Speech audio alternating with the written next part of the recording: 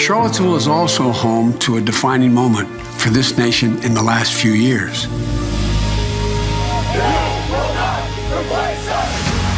It was there on August of 2017 we saw Klansmen and white supremacists and neo-Nazis come out in the open.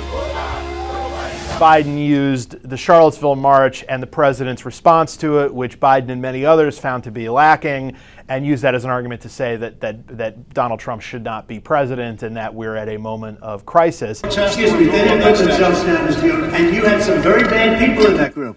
But you also had people that were very fine people on both sides.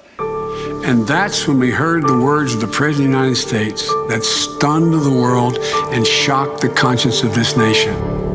He said there were, quote, some very fine people on both sides. Very fine people on both sides? He doesn't need to necessarily introduce himself to the country. I think the video was sort of providing kind of a rationale to run in that, essentially saying, hey, I think this current president is an embarrassment.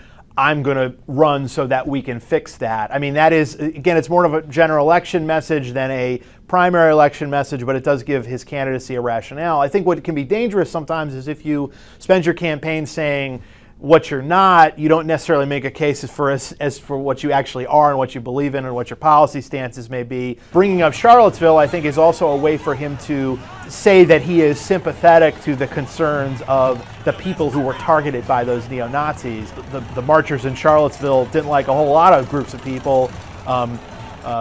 Jews, obviously, they were chanting, Jews will not replace us, but also minority voters of all stripes. And of course, the Democratic Party is very diverse, very sensitive to issues of diversity. And perhaps by highlighting Charlottesville, Biden is telling voters of color, Jewish voters, et cetera, that, hey, I care about the fact that these people were targeting you. I care about the fact that the president at some points has seemed unsympathetic to the concerns of minorities in the United States, and that I'm your candidate who can replace this person in the White House. We can't forget what happened in Charlottesville.